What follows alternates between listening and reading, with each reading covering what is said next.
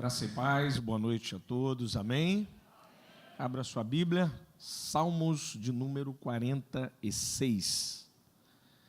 Salmos de número 46. Deus abençoe a vida do meu pastor Silas Malafaia, pastor Silas Filho, pastor Odilto Ângelo, pelo privilégio de uma vez mais poder estar aqui na quinta-feira da vitória, na minha casa, aqui na Devec Sede, poder compartilhar do texto sagrado. Privilégio, uma honra, rever amigos, irmãos. Salmo de número 46, quem encontrou, diga amém. Deus é o nosso refúgio e fortaleza e socorro bem presente no tempo da angústia. Portanto, não temeremos as alterações da terra, mesmo que as montanhas se projetem para o meio dos mares. Suas águas rujam e espumem, e ainda que os montes se abalem pela sua braveza. Há um rio cujas correntes alegram a cidade de Deus, o lugar santo das moradas do Altíssimo. Deus está no meio dela e não será abalada. Deus ajudará ao raiar do dia. Nações estão rugindo, reinos se abalam. Ele levanta a sua voz e a terra se derrete. O Senhor dos exércitos está conosco. O Deus de Jacó é a nossa fortaleza. Vinde e vede as obras do Senhor, e ele trouxe grande desolação sobre a terra. Ele faz cessar as guerras até os confins da terra. Ele quebra o arco, o corta-lança e queima os carros do fogo. Aquietai-vos e sabei que eu sou Deus. Serei entronizado entre as nações, sou entronizado sobre a terra. O Senhor dos exércitos está conosco. O Deus de Jacó é a nossa fortaleza. Aleluia, deixa a sua Bíblia aberta, curve a sua cabeça. Deus bendito, louvamos o seu nome e te agradecemos, Pai, na beleza da sua santidade. Fale conosco através do teu evangelho, através da sua palavra. Revela-nos quem tu és através do teu texto sagrado, para a honra e glória do teu santo nome, em nome de Jesus. Amém. Esse texto faz parte de um compêndio de textos que inicia em Salmos 42, que pertence aos filhos de Corá. O Salmo 46 é um salmo descrito dos filhos de Corá por um grande livramento que Deus dera, mais precisamente, ao reino do sul, à tribo de Judá e Benjamim, ao reino do sul de Israel, ali precisamente em Jerusalém. Eles estavam passando por um perigo extremamente complexo, que é o cerco de Samaria, de Senaqueribe, durante 6 meses que o rei assírio vai fazer a Jerusalém. E durante 6 meses ele cerca Jerusalém, e por causa de um grande livramento que Deus irá dar ao povo, eles escrevem esse Salmo 46 de uma maneira extremamente bonita e fantástica. Esse texto tem como um contexto anterior ao cerco toda uma tentativa do rei Ezequias de impedir o avanço do inimigo Senaqueribe à região de Jerusalém. Ele vai fazer algumas coisas que estão ao seu alcance como um monarca, como estadista. Em 2 Reis, capítulo 18, verso 14, se você quiser abrir a sua Bíblia ou anotar aí no seu canto da sua Bíblia, ou no seu bloco do celular, você lê com mais calma, depois em casa ou aqui. O que Ezequias vai fazer? Ezequias vai enviar mensageiros, pessoas do seu reino, para pagar tributo a Senaqueribe, para que ele não venha invadir a Jerusalém. Em 2 Reis 18, 14, diz lá, 30 talentos de ouro e 300 talentos de prata. Dá uns milhões de reais se a gente trazer para os nossos tempos de hoje. O que Ezequias está tentando fazer? Querer impedir o avanço da Síria para Jerusalém. Como o reino do norte já havia caído em 722 a.C., as suas 10 tribos, 2 Reis 17, ele vai tentar impedir que isso aconteça com a cidade de Jerusalém. Aí no texto aí da sua Bíblia, em 2 Reis 18, 14, ele vai enviar precisamente esses enviados, esses homens, ministros que trabalham com Ezequias, para a cidade de Laquis, que vai cair para os assírios. Porque diante dos assírios, Jerusalém é nada. Jerusalém não tinha estrutura, não tinha força, não tinha armamento contra um déspota sanguinário como Senaqueribe e os assírios. Do tipo, a prática deles que eles faziam, como colocar anzol no nariz e puxar os seus cativos, ou esfolar as pessoas vivas até a morte, Eles tinham práticas extremamente cruéis contra aquelas pessoas que eles capturavam.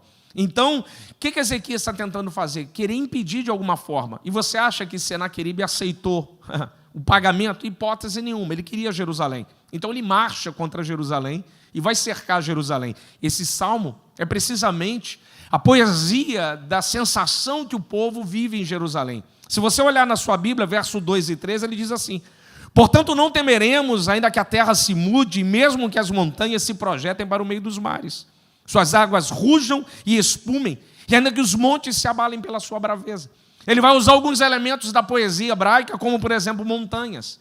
Ele está dizendo que estruturas naturais que aparentemente parecem impossíveis de ser abaladas, podem ser abaladas. Se você olhar o Corcovado, Pico do Aconcagua, K2, Pico das Agulhas Negras, Pico Everest, cadeias de montanha da cordilheira aqui dos Andes, aqui na América do Sul, ou a cordilheira do Himalaia, na região da Ásia, você vai olhar para essas montanhas, essas estruturas naturais, você vai falar: rapaz, isso não tem como cair, isso não tem como solapar. Qual é a ideia do autor dos Salmos? Ele está dizendo que aquilo que aparentemente não tem como ser abalado, foi abalado. Então ele vai dizer ainda, na sua Bíblia, ele vai falar o seguinte: suas águas rujam e espumem, e no verso de número 2, e montanhas se projetem para o meio dos mares. Ele está falando sobre mar. Mar, na poesia hebraica, é morte. A maioria das vezes que o texto sagrado vai falar sobre mar, vai falar sobre morte. Por isso que em Apocalipse o mar já não existe, porque não há morte. Por isso que Pedro naufraga na água e tem medo de morrer. E Jesus não, Jesus anda sobre as águas. Aleluia. Por isso que Faraó morre nas águas e o povo passa em pé enxuto no Mar Vermelho. Então o que o autor dos Salmos está dizendo? Ele está dizendo que a estrutura dele foi abalada. Ele está se comparando como montanha. Ele está dizendo que Israel, o reino do sul, foi abalado. Nós estamos abalados diante de um inimigo que surge diante dos nossos olhos, porque a gente não tem como combatê-los. Nós não temos estrutura, equipamento, nós não temos soldados para ir contra eles. Eles são mais fortes do que a gente. Olha na sua Bíblia, verso de número 2 e 3, ele está falando sobre mar. O que ele está dizendo? Nós estamos com medo de morrer, porque os nossos inimigos aos nossos olhos são maiores. Ou seja, a nossa estrutura foi abalada, a minha estrutura foi abalada, é o que o salmista está dizendo.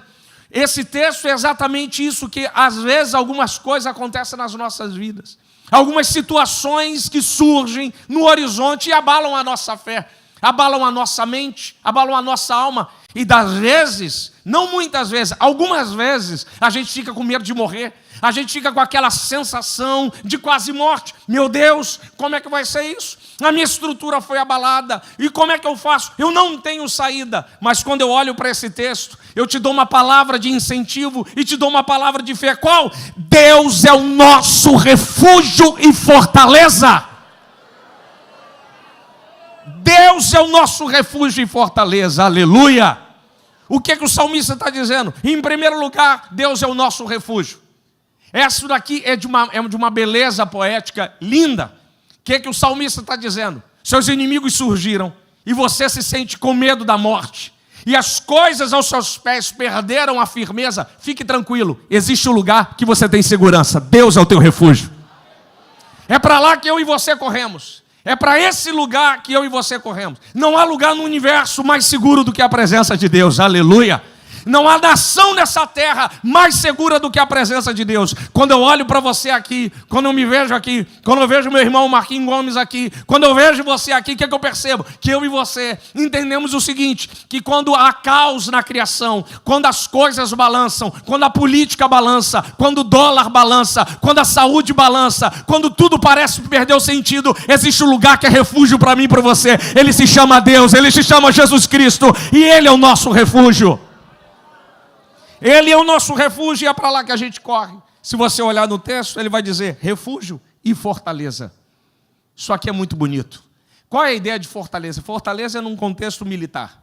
É uma fortaleza, um forte Apache, um forte, alguma coisa. Uma fortaleza como de Santa Cruz aqui no Rio, uma fortaleza, o forte de Copacabana, ou tantas fortalezas que você conhece. É um sentido militar. Se você olhar o texto, há uma poesia. O que ele está dizendo? Lá fora, as montanhas tremem. Lá fora, há perigo de morte. Lá fora, o inimigo está lá. Mas aqui dentro, você está seguro. Lá fora você não tem segurança, aqui dentro você está seguro, porque Deus é a nossa fortaleza. Do lado de fora, o nosso inimigo, ele tem vantagem contra nós. Fora da presença de Deus, ele tem vantagem. Mas quando eu e você nos escondemos em Deus, ele não pode nos tocar. Porque aquele que habita no esconderijo do Altíssimo, a sombra do Onipotente, descansará. Aleluia! Ele é a nossa fortaleza. Ele é aquele que nos guarda. Como diz o texto na sua Bíblia, no verso 1, ele diz o seguinte ainda: socorro bem presente no tempo da angústia. Isso aqui é interessante, porque ele é fortaleza e ele é socorro bem presente. Qual é a ideia de socorro? A ideia de socorro é aquilo que te socorre. Isso aqui é muito interessante. Por exemplo, por que você está aqui dentro? Às vezes, você não consegue correr a tempo para o refúgio. Deixa eu explicar um pouquinho melhor. Quando o seu carro quebra, é claro que é um exemplo um pouco distante, mas é o melhor que eu posso falar aqui para você. O melhor que a minha mente pode te dar. Por exemplo, quando o seu carro quebra e você precisa chegar em casa. Ele quebrou no meio do caminho, o automóvel não chegou, então o que você vai chamar? O reboque. Interessante que o reboque é socorro. O reboque, ele reboca você até o seu destino final. Ele chega lá, olha, ele está aqui e você chegou lá. Não é o seu carro que veio, foi o reboque que te trouxe. Socorro bem presente. Qual é a ideia? Às vezes você não tem força de chegar na fortaleza, que a sua fé está cansada e você está abatido, mas existe um socorro chamado Espírito Santo. Aleluia! Esse socorro te pega no meio do caminho e diz assim: você não pode ir, mas a minha presença, a minha graça, aleluia, o meu poder vai te levar até o lugar de destino e vai te levar em segurança. Eu quero te dizer uma coisa, que você não entrou aqui com seus pés, você não entrou aqui com a sua força, foi o Espírito Santo que te trouxe para essa reunião e te trouxe para esse encontro. Aleluia! Porque Ele é o nosso socorro. Quando nós precisamos, nós clamamos esse socorro. E esse socorro chega. O texto diz: socorro bem presente no tempo da angústia. Em outras palavras, Ele não foi socorro, Ele é socorro. Ele é bem presente. Qual o momento? Em qualquer momento. Em qualquer hora, em qualquer idade, em qualquer dia, em qualquer momento, em qualquer cidade, em qualquer país, em qualquer lugar. Você clamou por Deus, Ele vai te socorrer. Seja de madrugada, seja de manhã, seja à tarde, seja na rua, seja no seu trabalho, em cima da laje, seja em qualquer lugar, qualquer momento, você clamou a Deus, Ele desce. A mão estendida do Todo-Poderoso, aleluia, ela nos sustenta. Ela nos socorre, ela nos abraça. Ele é um socorro bem presente no tempo da angústia. Ou seja, é no tempo que a gente mais precisa. É no tempo mais difícil para nós. Por isso que o texto da sua Bíblia, olhando para o texto sagrado, portanto não temeremos. Ele está dizendo, então não tenha medo. Não tenha medo. Aqui ele está fazendo um paralelo, a poesia é muito bonita, que ele faz um paralelo. Ele está dizendo que aquilo que aparentemente não tem como ser bagunçado, pastor Odilto, que é a criação, mas ele está dizendo, ainda que a criação se torne difícil, que as montanhas venham ser solapadas, há um lugar inabalável, fortaleza, aleluia. Por isso que Isaías, capítulo 6, na poesia de Isaías, é uma poesia, o texto é muito bonito. No ano em que morreu o rei Uzias, eu vi o Senhor assentado no alto sublime trono. Qual é a poesia do texto? Ele está dizendo que há um momento de confusão política na terra. O rei está morto. Não tem um governo. O governo político da terra está confuso, mas ele entrou na presença de Deus. Então o profeta olha para cima e vê um Deus assentado no alto sublime trono. O que Deus está dizendo? Ainda que a política na terra esteja confusa, há um rei no céu, sentado no alto sublime trono, dizendo, eu estou reinando, eu estou governando, eu estou estabelecido, eu sou soberano, todo o poder é me dado nos céus e na terra, aleluia! Ainda que aos seus olhos as coisas pareçam extremamente complexas, parece que está tudo fora do lugar, há um Deus no céu dizendo, eu reino. Eu estou governando a terra, aleluia. Por isso que ele é a fortaleza. Se você olhar o texto, ele está fazendo uma comparação de texto. Ele diz que a terra se muda, aleluia.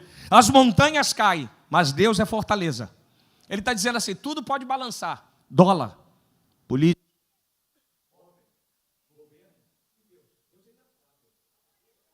Deus é a palavra, Deus é fortaleza.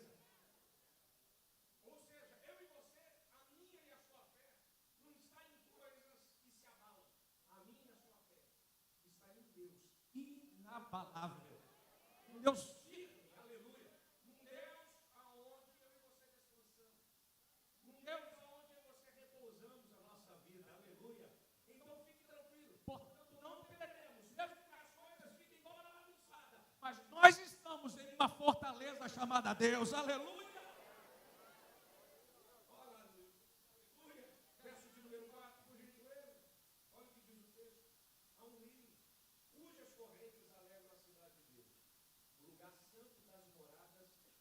Altíssimo. Olha que coisa interessante. Algumas lições a gente pode tirar do verso 4. Por exemplo, primeira lição, vamos tirar a lição prática da história do texto. Em 2 Crônicas, capítulo 32, verso 3 e 4 e 30, as guerras aconteciam sempre no período do verão. O que Senaqueribe provavelmente fez? Enviou espias. Olha, dá uma olhada lá na terra de Israel, do Reino do Sul, e vê as fontes de água. Vê como é que a gente vai manter 6 meses lá as nossas tropas e botar eles para beberem água. O que Ezequias faz? Depois você lê aí com calma. Ezequias reúne os príncipes e tapa todas as fontes, pastor Lucas, externa, da parte de fora de Jerusalém. Ezequias vai tapando todas as fontes. Ezequias está dizendo assim, Senaqueribe vai vir matar a gente, mas ele vai vir matar com sede, porque beber água ele não vai. Vamos tapar as fontes. Ele tapa todas as fontes.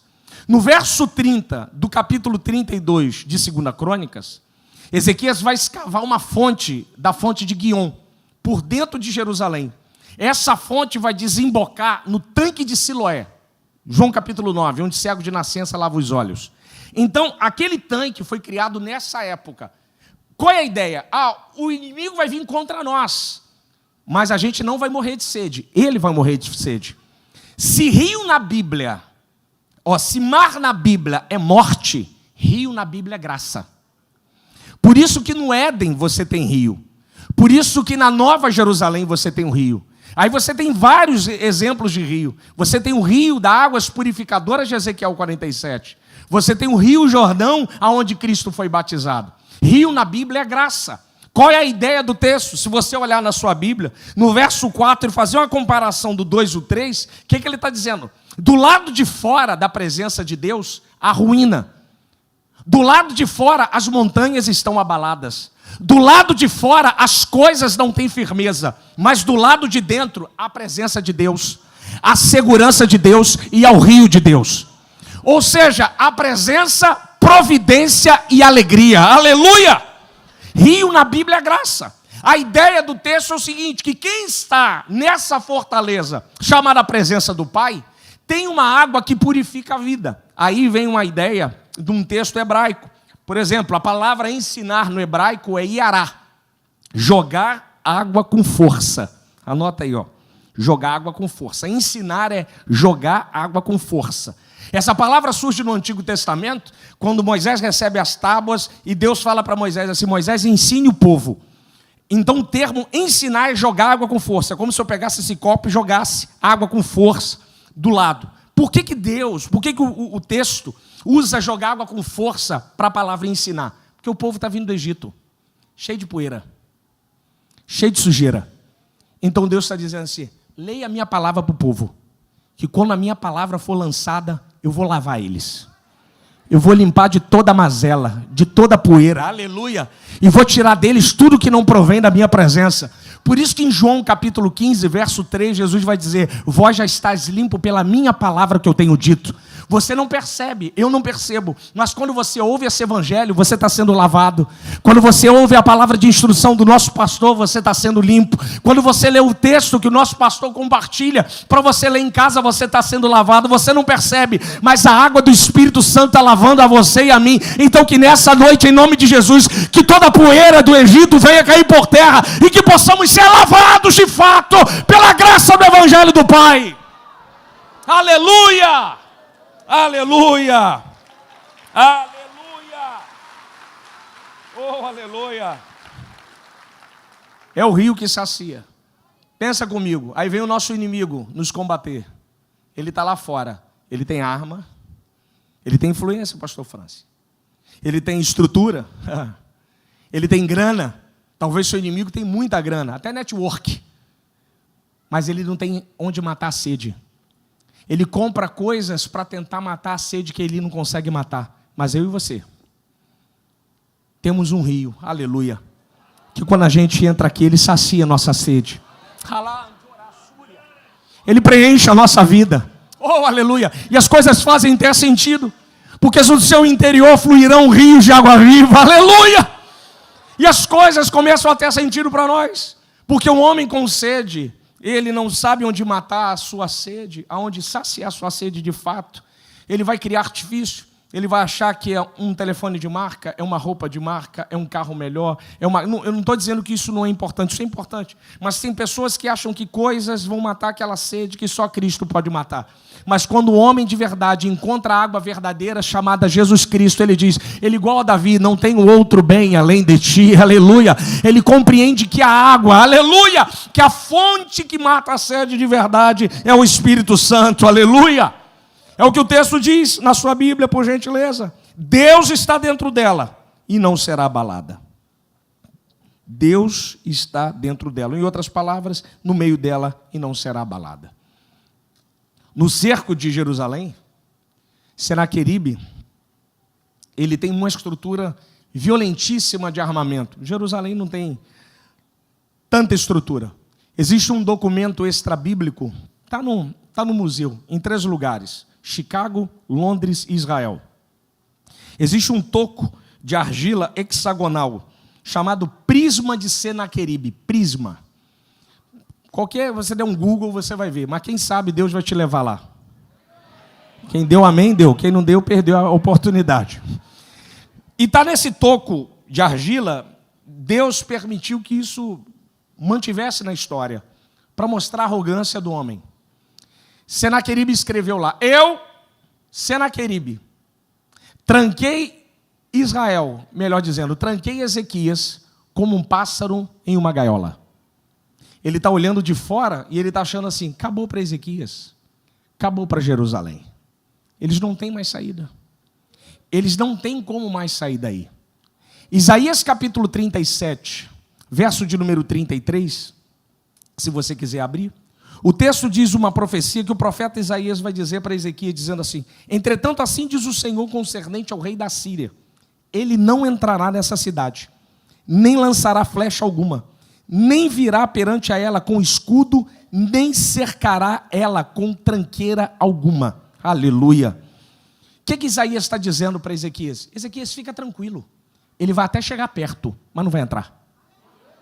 Ele vai até apontar o armamento, mas não vai atirar. Aí eu em casa, pastor Odilto, perguntei o texto. Falei, mas Senhor, por que o Senhor deixa ele chegar tão pertinho? Aí o Espírito Santo falou comigo. Porque fica muito mais fácil para você ver ele de perto quando eu fizer a ruína na vida dele. Deixa eu te dar uma palavra. O inimigo vai até chegar perto, mas não vai encostar em você não. Ele vai até chegar pertinho, mas não vai encostar. Ele está trazendo perto, porque em breve, aleluia, você verá a ruína dele sobre a sua vida. Mas ele não entrará na sua casa, não entrará no seu casamento, não entrará na sua vida. Assim diz o Senhor, aleluia. Aleluia. Eu acho interessante, aleluia. Aleluia. Aleluia. Amandiorassúria rebasse. Eu acho interessante no texto que Isaías diz isso, ele está dentro de Jerusalém. O homem é profeta mesmo. Ele está dizendo, ele não vai disparar flecha alguma. Ele não vai atirar nenhuma flecha. Por que ele não vai atirar flecha? Olha o texto, verso 5. Deus está no meio dela. Senaqueribe está achando assim, não, eu tranquei ele sozinho. Deus está em Jerusalém assim, sozinho não? Eu estou aqui. Você não está sozinho, Deus está aí. Deus está lá na sua casa, aleluia. Deus está sobre a sua vida, você não está sozinho não. Ele está vendo o que você está vivendo, aleluia. Ele está vendo a angústia, aleluia. Ele está vendo a investida e o Espírito Santo está dizendo para você hoje aqui nessa quinta-feira, você não está sozinho, eu estou aí no meio. É por isso que não será abalado, não será abalado, não será abalado, não será abalado. É a nossa confiança. Um exemplo que o Espírito Santo falou comigo. Quando você entra para fazer um tratamento dentário, um dentista, você não pergunta para o dentista qual é a sua faculdade. Quando você anda no metrô do Rio de Janeiro, você não pergunta ao condutor, você fez o curso para conduzir esse metrô? Quando você entra no avião, você chega para o piloto, qual foi o ano do seu brevet? Quando você entra para um advogado, conversar com o advogado, você não fala assim para ele, qual universidade que você estudou? Você vai no médico, um cardiologista, qualquer um clínico geral, você não pergunta para ele, qual foi a sua tese de conclusão de curso? Qual foi a sua especialidade? Quando você vai num restaurante, você não pergunta para o cozinheiro se ele fez um curso na França, na Itália ou em Portugal. Simplesmente você senta e come. Quando você abre a bica na sua casa e você toma água, você não vai lá para Águas do Rio e pergunta assim, qual é o curso técnico do químico que fez o tratamento da água? Você entra em lugares como BRT, ônibus, Uber, transporte de aplicativo, avião. Você simplesmente entra, senta. Às vezes até dorme em algumas viagens. E você confia que essa pessoa que tem um papel possa dizer que ela pode conduzir a sua vida. E por que você não confia assim em Deus como confia em um homem?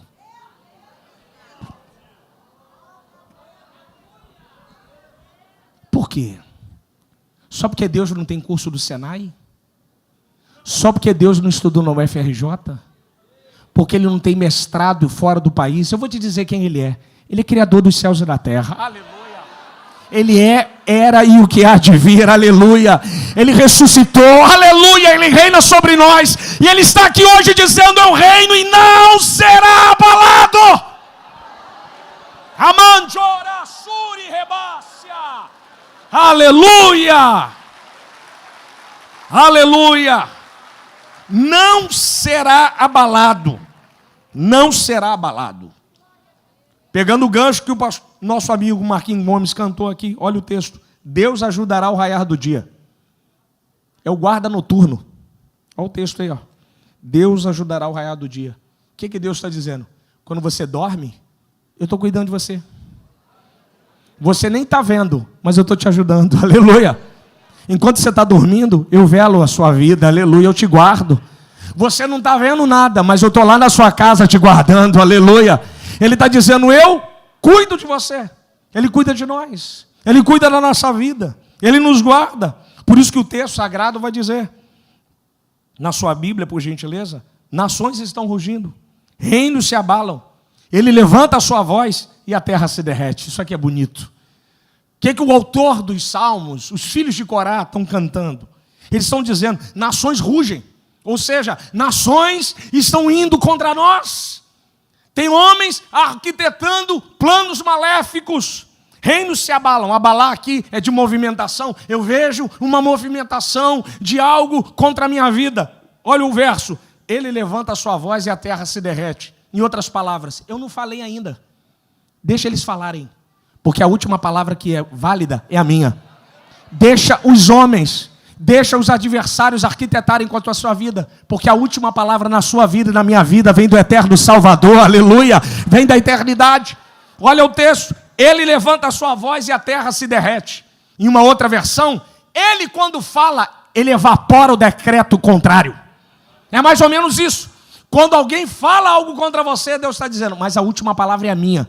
Não é do médico, não é do juiz, não é do seu patrão, não é do seu acusador. A última palavra é de Deus. Ele está dizendo, a minha é a última palavra.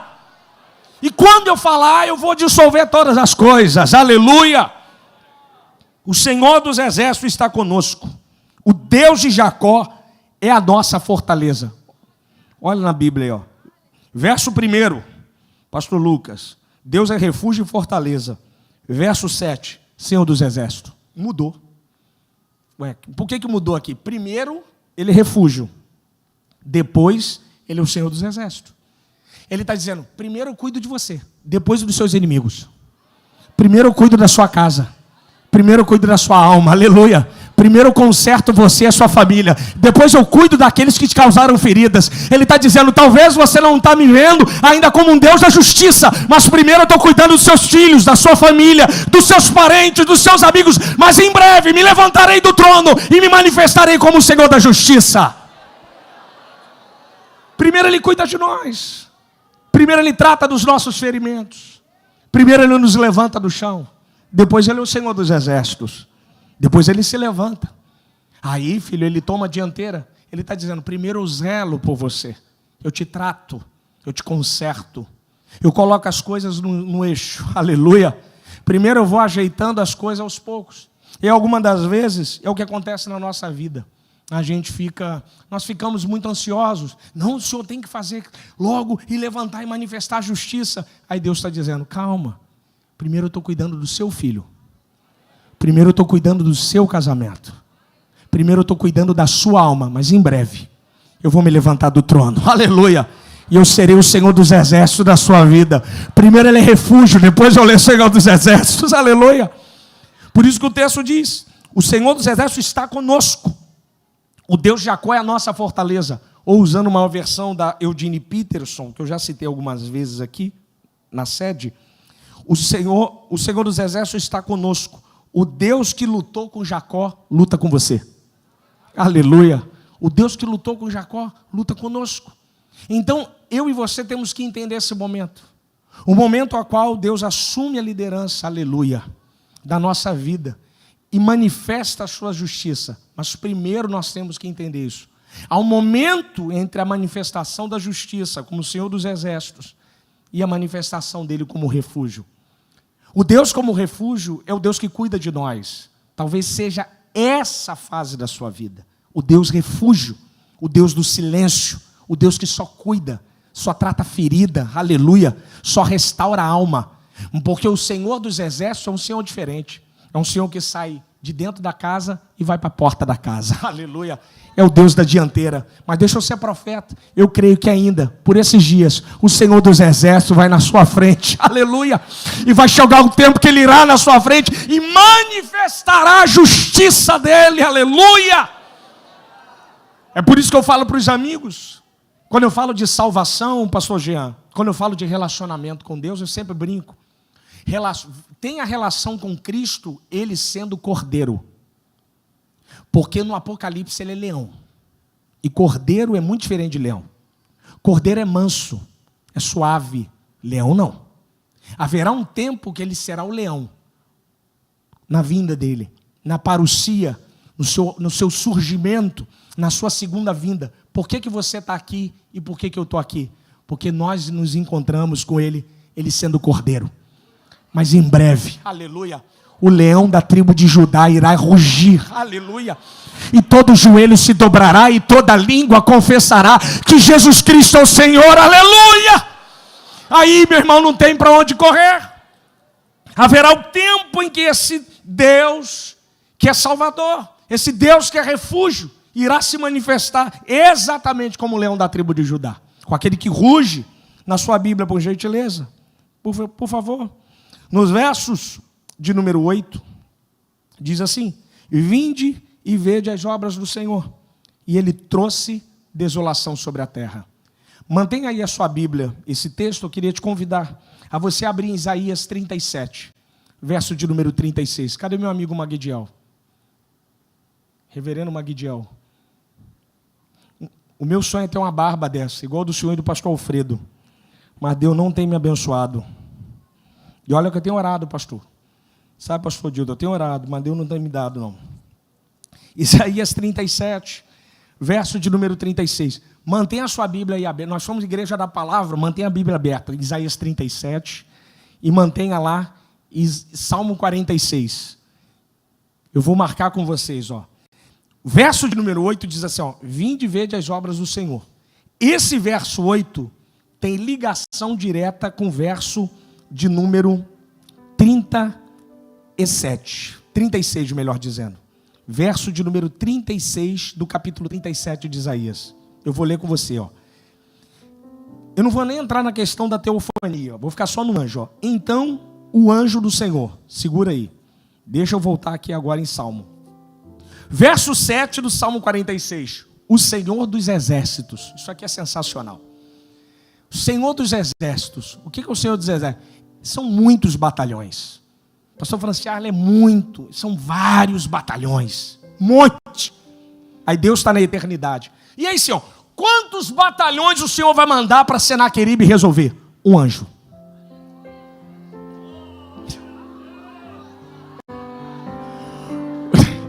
Eu vou mandar um anjo. Não mas só tem um monte de batalhão. Não precisa, um anjo só basta. Deixa eu ser profeta, ele vai mandar um anjo. Olha aí, ó.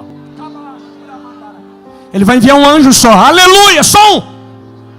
Eu não sei onde é, quando é e por que é, mas ele está dizendo hoje, eu vou mandar só um anjo, só um, para manifestar a minha justiça sobre a sua vida e sobre a sua casa. Remanda, calassuri, rebas. Só um anjo, só um, mais nada, só um anjo. Olha o texto, olha o texto, verso 36. E feriu o acampamento assírio, 185 mil. E eles se levantaram, que horas, irmãos? Pela manhã, pegou aí pela manhã. Verso de número 5, corroborando com o que o Marquinhos cantou aqui, Marquinhos Gomes. Deus ajudará ao raiar do dia. Ou seja, o povo de Israel dormindo, o inimigo cercando, ó, roncando, aleluia. De madrugada o anjo, e o povo dormindo. Enquanto você está aqui, ele está lá, ó. Enquanto você adora aqui, ele está te visitando lá agora. Você crê nessa palavra? Você crê nessa palavra? Remande, ora, súria. Enquanto você está aqui, o anjo está lá agora, quebrando grilhões, rebentando as pedras, jogando o inimigo por terra e dizendo: eu sou Deus de justiça. Aleluia, aleluia. Você pode adorar o Senhor. Você pode adorar o Senhor. Aleluia, aleluia, aleluia, aleluia. Aleluia, oh aleluia. E se levantaram pela manhã, eis que todos eram cadáveres. Lembra que eu falei para trazer para perto? Lembra? O inimigo pertinho. Olha o verso 8 de Salmo 46. Vinde, vede as obras do Senhor, e grandes desolação ele sobre a terra. Ou seja, na manhã seguinte, na troca de guarda, o guarda da noite subiu para vigiar, não tem binóculo. Quando olharam assim, o que é aquilo ali? Cadáveres. O que Deus está dizendo? Fica tranquilo, você não vai saber da notícia, você vai ver o que eu vou fazer. Ninguém vai te contar não, você verá. Assim diz o Senhor, você verá o que eu irei fazer, aleluia. Ninguém vai te contar, você vai ver com seus olhos, aleluia, com seus olhos o que eu irei fazer.